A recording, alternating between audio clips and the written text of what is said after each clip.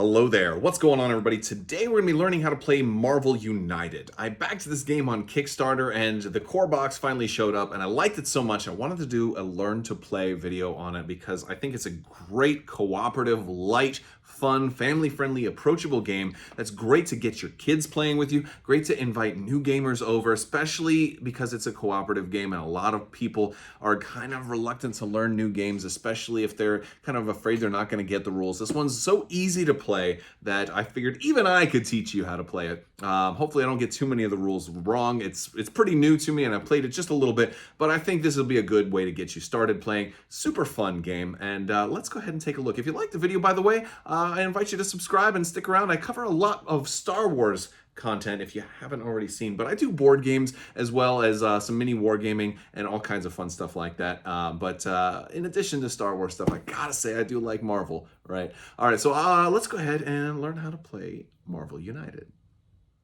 So to play Marvel United, the first thing we're going to do is open the box. We're gonna pick out our villain. Now, the first starter villain they tell you to pick out is gonna be Red Skull. So we're gonna go ahead and get Red Skull and the villain dashboard, and we're gonna set those in the center of our play area. And then we're gonna go ahead and get our locations, and we're gonna pick 6 random locations, and we're gonna set these up kind of in a circular pattern around the board, like so. Now, these locations are going to give you a couple of interesting pieces of information. They're going to tell you how many bystanders and criminals start on there, as well as a bonus if you've completed the card that's going to go over here at an end of turn ability. These will be blocked off initially by some of the threat cards, which we're going to put out. You're also going to have a little purple skull token, which is going to start on each of these locations. Next, you're going to get these different cards here. These are basically your different objectives for the game, and you're going to put those there. It really doesn't matter which order because you have to defeat at least 2 of these to make Red Skull vulnerable.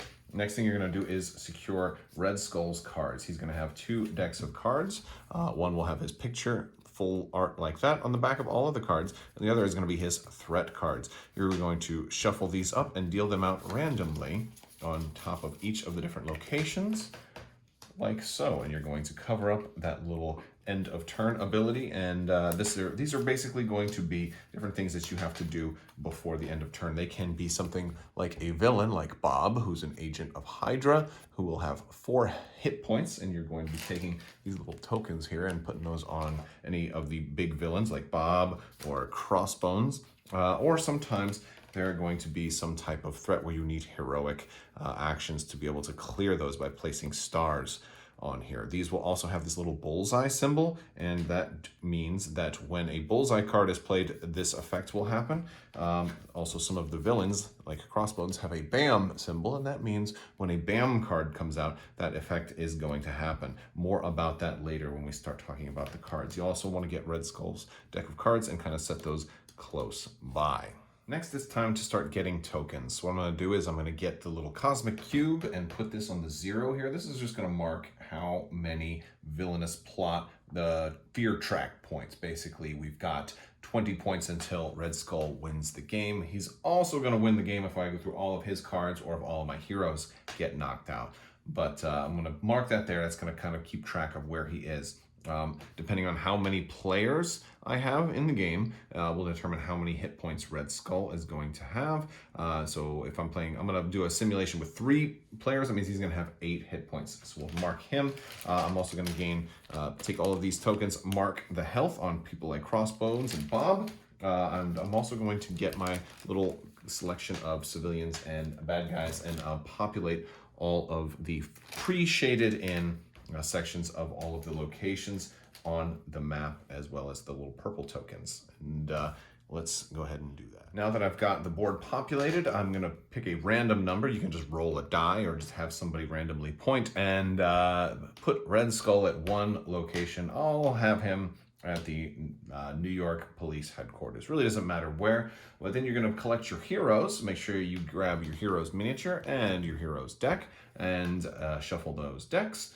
And you'll put all of the heroes on the opposite location. So they're all going to be as far away from Red Skull starting out as they can. And for this tutorial, I am running Black Widow, and Captain Marvel, and Captain America, and assuming that we're three different people. Now, the rules don't specifically say that you can't talk to other people at the table or try to coordinate what you're doing. I think it's actually changes the level of difficulty if you have more or less table talk. So I will, if I'm playing like with the kids, I'll talk to them about what I want to do. But if I'm playing with some more competitive gamers, we might play where you can't say anything about the cards that you're going to play, because this is a cooperative game and this is going to use the cards that are previously played, and then the cards that you play will potentially help your fellow teammates. So the first thing we're going to do is reveal one of Red Skull's cards, because Red Skull will go first. And the cards are going to look kind of like this. There will be a symbol on here. Red Skull is going to move. He always moves clockwise. Your villains always are going to move clockwise, and there's going to be a number of spaces. In this case, it's a 0, but it could be a 1, a 2, a 3, a 4, or a 5, or something like that. And then you would move him that many spaces. Then you kind of go from the top down. Next is a BAM symbol. So then we're going to resolve whatever it says for Red Skull's BAM action, and then also any BAM actions that are on the board. So in this case, Crossbones also has a BAM, and Madam Hydra also has a BAM, where they're going to deal damage to heroes. So we'll do the BAM action. Red Skull would also deal a damage to any heroes that were near him. Fortunately, the heroes are not where Red Skull is right now. And then also you're going to advance the fear track by 2. So in this case, we would move the fear track up 2. So he's now on number 2 of 20 towards winning the game. And then you also do Hydra Insurgency, where you kind of keep working your way down. And then for each crisis token the heroes have, advance the fear track by 1. These are crisis tokens. They have the little exclamation point. And there's going to be different effects that allow you to gain those, and those up the stakes. And potentially, when a card like this will come out, can give you the chance to maybe lose the game faster. So you generally don't want crisis tokens.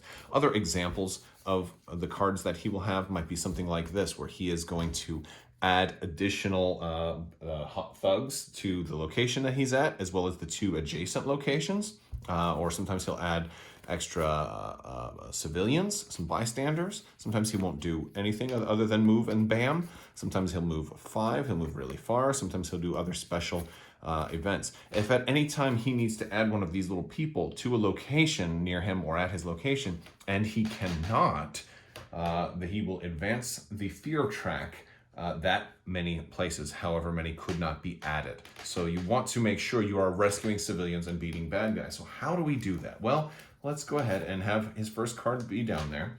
And now it's time for the players to go. The players are going, you're going to pick who goes first. Let's say Captain America is going to go first, because he's the deck I have closest to me right now. And of course, these are all going to be controlled by different people. So let's say I'm playing Captain America, and John is playing a Black Widow, and Roger is playing Captain Marvel. I don't know who John and Roger are, but that's, they're my imaginary friends right now. So we all draw 3 cards at the start of the game. We're going to have 3 cards in our hand.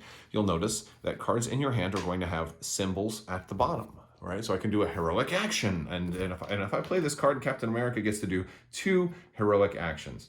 And heroic actions are important because the heroic action lets you put a star token, and we have tokens right here for all of the different types of actions, and the tokens are cool because they can mark progress towards a quest, like, hey, you did a heroic action. You can put this token over there. When that gets filled up, we get to pull that card off and take that purple threat token and put it over here, and we're 1 step closer to accomplishing one of our 3 missions. We cannot damage Red Skull until at least 2 missions are done. And that's so we don't have to necessarily defeat thugs, rescue civilians, and clear threats. We only have to at least do 2 of those, although you get a little bonus. Everybody gets an extra card if you do the 3rd threat. So that's one thing that a heroic action can do. A heroic action can also rescue a civilian in a location where you're at. Whenever you rescue a civilian, it's going to go over here. And if you had thugs there, you could defeat a thug with maybe a punch symbol. If you had played a card like this, this lets you get a move and a punch. The 3 basic actions are heroic action, which is a star; punch, which is defeating a thug or doing damage to a bad guy like Madam Hydra, Bob from the Agent of Hydra, or Crossbones, or Red Skull.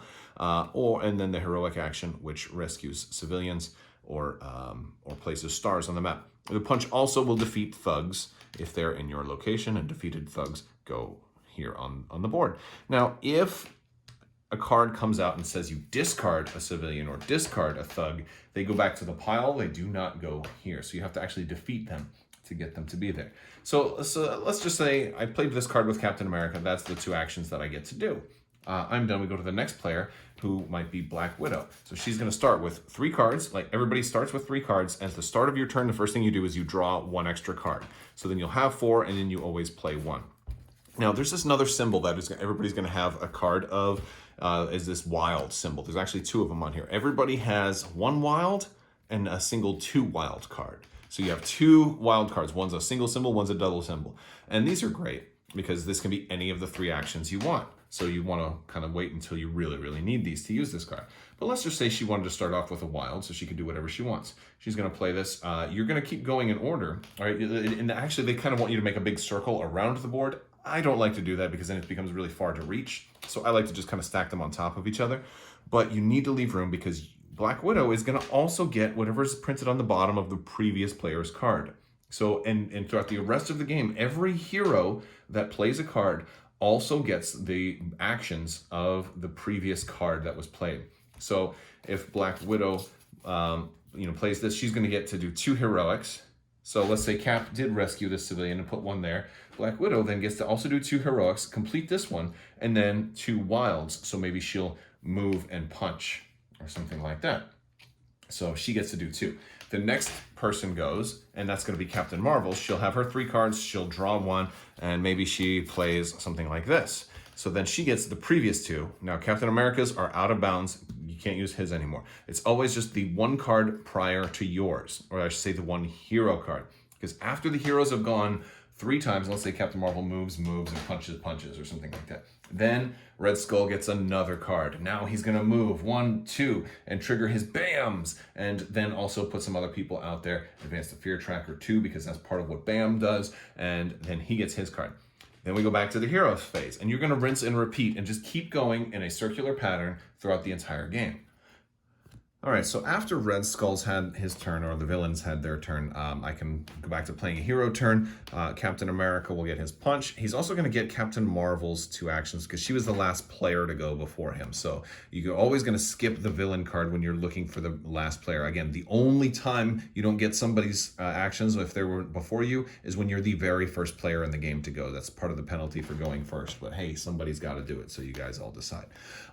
Also, if you'll notice, this card has a special ability on the top. A lot of the different heroes are going to have some cards that have some kind of special ability on the top. Let's see, Captain Marvel, she's got one like that. Those special abilities on the top. You can use those at any point during your turn for this special ability, but you're the only one that gets to do this. This is not going to carry over to the next player's turn. So only the bottom actions carry over. And in this case, you're giving a wild token to another hero, and every action has tokens, and these can be used to play that action. In this case, it's a wild, so they can save this and use this whenever they want during their turn to do another action. So Captain America is kind of a team player. He's helping out the team, which is really nice. Of course, he is not so good by himself.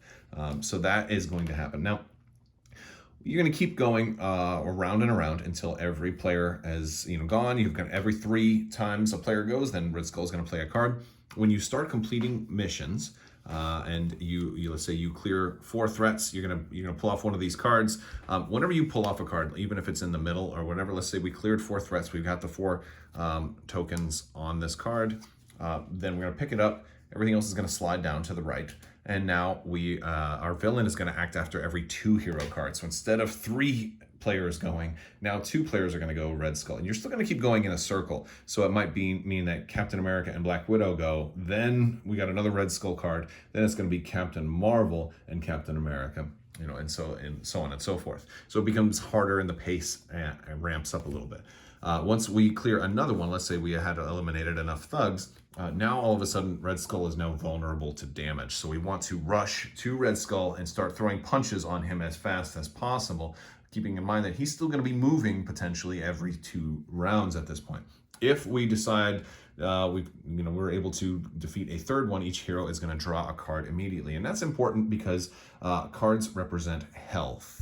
So I've got 3 cards in my hand, like I would normally have during the game. If I get damaged by any source, whether it's Red Skull or another villain as a result of the BAM card or some other effect, for every point of damage I take, I'm going to have to take a card from my hand and put it on the bottom of my deck. So let's say I got damaged twice. Well, now I only have 1 card in my hand. That's gonna basically really limit the choices that I can take. Now at the start of my turn, I'm still going to be able to draw a card, play a card, but I'm gonna have much less choices. If I ever take like a 3rd point of damage, now all of a sudden my character is going to lay down, and then on their next turn, the only thing they can do is stand up and then draw 4 cards and play a card. So basically they're going to basically be knocked out. They get to start over again, but here's why that's so bad, is because when a character is knocked down, then that also triggers another BAM, and that can cause maybe a chain reaction. And if all of the heroes are eliminated, that's one of the ways that you can lose. Also, if you if all the characters are knocked down at the same time, you're going to lose. Also, if you do run out of cards, and certainly you will because you're playing a card every turn, if you run out of cards, your character is going to be knocked out, and that's another way to lose. So also, if Red Skull runs out of cards, then you'll lose. But usually, you're going to lose by the fear tracker hitting 20. Another thing is, once you defeat these threats on the missions, you're going to notice that there's going to be some text here. And then this one is, they're all end of turn abilities that are some kind of benefit for you ending your turn there. Maybe like in this one, you may rescue 1 civilian from this location. So, it's like a nice free thing that you can potentially do. And you can do other things also, like maybe the police headquarters, it says you can discard 1 of the thugs from any location. Now that one is a discard, not necessarily a defeat. So, but it's important because that'll keep it from overflowing. So that's always a good thing. And there's all kinds of things that let you move, things that let you move tokens around, things that let you search your deck for a card and put it on top or whatever. So lots of bonuses for clearing these out in addition to just advancing the game a little bit. A couple of other things I want to talk about. You're going to notice that there's other characters outside of Red Skull. Like you are also going to have Taskmaster and Ultron, and those are a little bit more advanced, but it's pointing out that they don't have a fear tracker. So they are not necessarily just going to be trying to win by time. They're going to actually be more attacking the heroes directly, and so they're going to have a little bit, they're going to have different cards that come out also with them. They're a little bit more challenging. We also, speaking of challenge, if you're able to defeat the scenario easily, you might want to use one of these challenge cards, and these are ways that you can basically make it a little bit harder. Like you might play this one during setup, every player removes their wild card from their hero deck. Or maybe a harder challenge, everybody removes their double wild. Or the heroic challenge, everybody removes both their wild and their double wild from their hero deck. Not only does that give you less options, but that also takes 2 cards out of your deck, which means you are likely to be killed. Once you have no more cards in your deck and in hand, you are defeated. All right, guys, that is Marvel United. Hope you liked the video. If you did, go ahead and let me know what you think down in the comments section. Don't forget to subscribe and leave a comment. That's the easiest way to enter to win the many giveaways that I'm running all the time. I want to thank you guys so much for hanging out with me today. Thank you so much for watching. And if you want to learn more, click some of the links in the description below. There's links to my Discord, following me on social media, all stuff like that, the merch store, as well as Patreon. And I definitely appreciate all the support there as well. Thank you guys so much, and as always, have a great day.